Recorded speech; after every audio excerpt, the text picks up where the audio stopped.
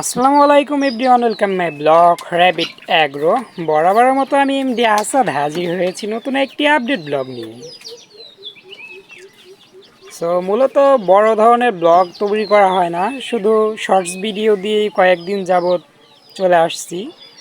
তেমন একটা সময় পাওয়া হয় না বড় লং ভিডিও করার জন্য। সে কারণে মূলত শর্টস ভিডিওর মাধ্যমেই আপনাদের কিছু দেখানোর চেষ্টা করি।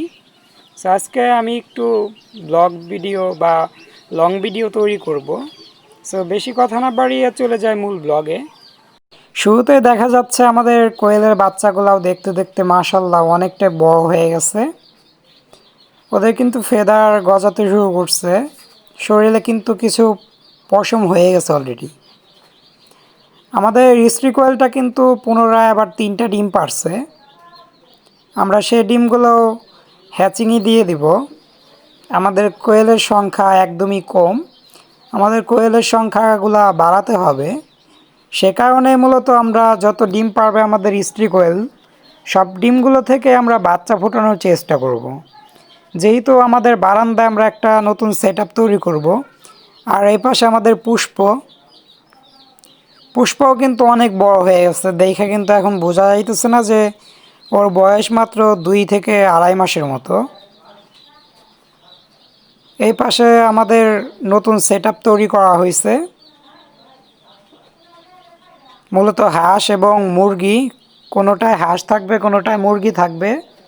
মূলত সেই কারণে এই 3টা নিচে আমরা রুম করছি। 3টা রুমে আমরা বিভিন্ন এনিমেল রাখার চেষ্টা করব।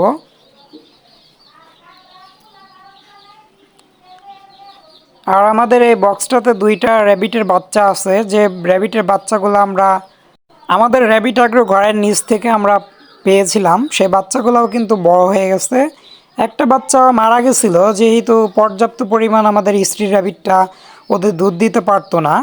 পরে আমি বিভিন্ন মেডিসিন ইউজ করার পরে বা বিভিন্ন দানাদার খাদ্য খাওয়ানোর পরে কিন্তু এখন বেবিগুলা পর্যাপ্ত পরিমাণ দুধ পায় ওদের মা থেকে। মূলত র্যাবিট বা খরগোশ যদি দুর্বল বা রোগা পাতলা থাকে তাহলে কিন্তু বাচ্চাদের পর্যাপ্ত পরিমাণ দুধ দিতে পারে না। মাত্র 3টা র্যাবিটের বাচ্চাই কিন্তু দুধের অভাবে একটা বাচ্চা কিন্তু মারা গেছে। আর আমাদের কিছু র্যাবিট কিন্তু 5 থেকে 6টা বাচ্চাও যখন দিত তখনও কিন্তু পর্যাপ্ত পরিমাণ দুধ পেত বাচ্চাগুলা। বিশেষ করে আমাদের রানী র্যাবিটটা, ও যখন বাচ্চা দিত 5 থেকে 6টা করে, আমাদের সব বাড়ি কিন্তু বাচ্চাগুলো পর্যাপ্ত পরিমাণ দুধ পেত।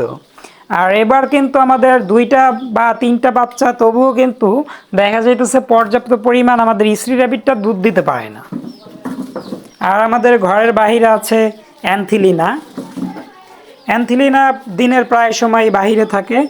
এখানে আমাদের ময়ূরী, ওর নাম মূলত দেওয়া হয়েছে ময়ূরী, যেহেতু ময়ূরের মতো লেজগুলা পিছনে ফোলানো, সে কারণে মূলত নাম দেওয়া হয়েছে ময়ূরী।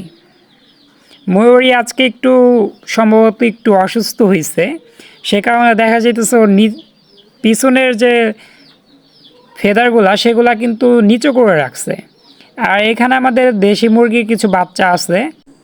এই রুমটাতে মূলত আমরা আমাদের হাইব্রিড সোনালি বাচ্চা রেখে দিতাম, সেগুলো মূলত আজকে ছেড়ে দিছি, যেহেতু আমাদের দেশি বাচ্চাগুলা এই চকের এইদিকে যায়। আর এখান থেকে মূলত আমাদের 3টা বাচ্চা অলরেডি নিয়ে গেছে শিয়ালে, আরও যদি সুযোগ পায় তাহলে কিন্তু নিয়ে যাবে। সে কারণে মূলত আমাদের দেশি বাচ্চাগুলো আমরা রেখে দিছি, ওদের আর ছেড়ে দেওয়া যাবে না। এবং দেখা যাইতেছে এখানে কিন্তু বেশ কিছু দেশি মুরগি ঘাস খাইতেছে। এরকম কিন্তু আমাদের দেশি মুরগির বাচ্চাগুলো এদিকে ঘাস খায়, তখনই কিন্তু মূলত শিয়াল এসে আক্রমণ করে।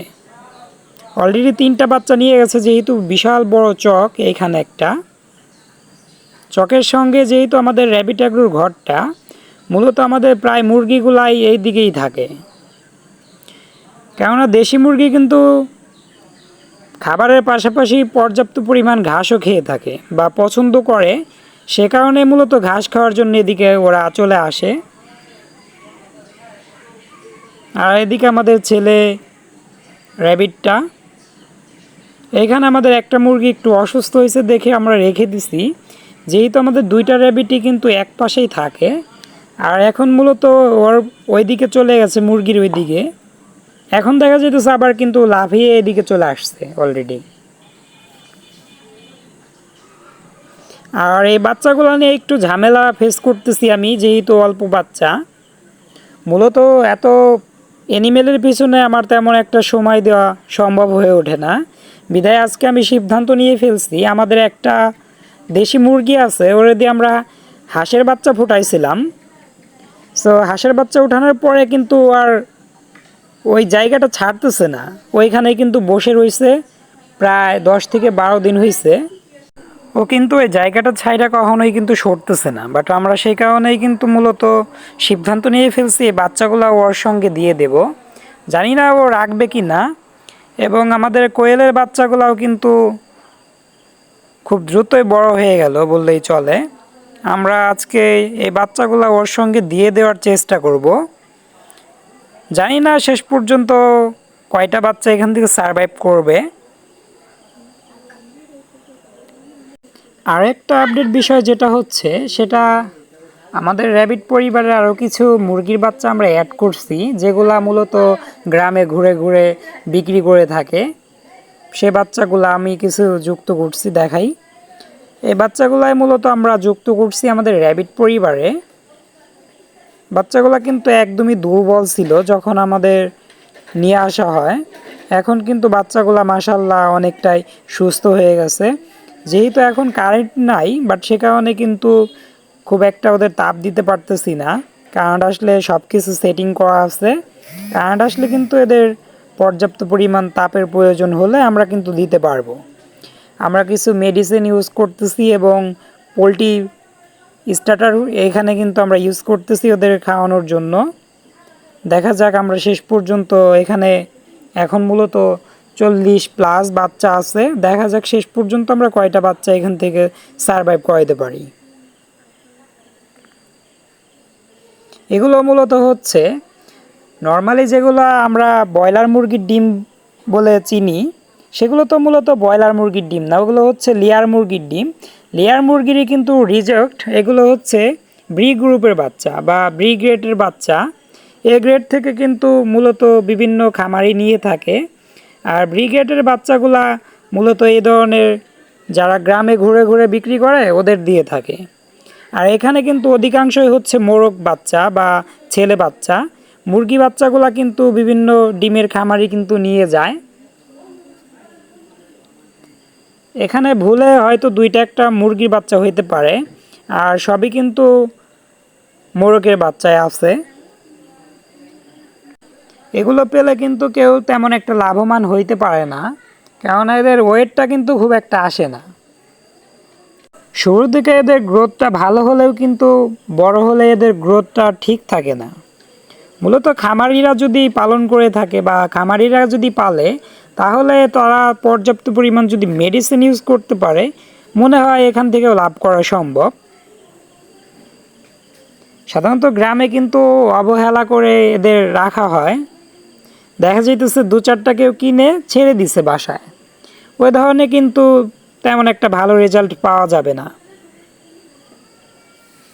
দেখা যাক শেষ পর্যন্ত এর থেকে আমরা কি একটা রেজাল্ট পাই, সেটা আমরা শেয়ার করার চেষ্টা করব আমাদের র্যাবিট অ্যাগ্রোর মাধ্যমে।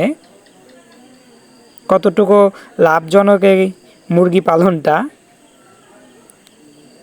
আমরা কিন্তু বাচ্চাগুলা মুরগির সঙ্গে দিয়ে দিতেছি, মুরগি কিন্তু বাচ্চা রেখে কিন্তু অন্যদিকে চলে যেতেছে। জানি না আমাদের মুরগিটা বাচ্চাগুলাকে অ্যাকসেপ্ট করবে কি না। বাচ্চা দেখে কিন্তু আস্তে আস্তে একটু একটু করে কাছে কিন্তু চলে আসলো মুরগিটা, এবং বাচ্চাগুলোও কিন্তু মুরগির দিকে একটু একটু করে আগায় গেল। জানি না মুরগি বাচ্চাগুলো রাখবে কি না এবং বাচ্চাগুলো মুরগির সঙ্গে থাকবে কি না। যদি মুরগিটা ওদের রাখে বাচ্চাগুলারে, তাহলে কিন্তু আমার জন্য খুবই ভালো। কেননা এত অ্যানিমেল আমি কিন্তু টেক কেয়ার তেমন একটা করতে পারি না। এইগুলোর দায়িত্বটা যদি মুরগি গ্রহণ করতো, মুরগি কিন্তু পলায়ে গেছে অলরেডি। আর সম্ভব হলো না আমাদের পরিকল্পনাটা। এই বাচ্চাগুলোর দায়িত্ব আমার কাছেই আছে এবং আমার কাছেই মনে হয় থাকবে শেষ পর্যন্ত। জানি না আমরা অ্যাড করতে পারবো কি না ওদের একসঙ্গে, যদি আমি চেষ্টা করব। সো আজকে ব্লগটি আর বেশি বড় করব না, আজকে ব্লগটি আমার এই পর্যন্তই। দেখা হবে পরবর্তী নতুন কোনো আপডেট ব্লগে।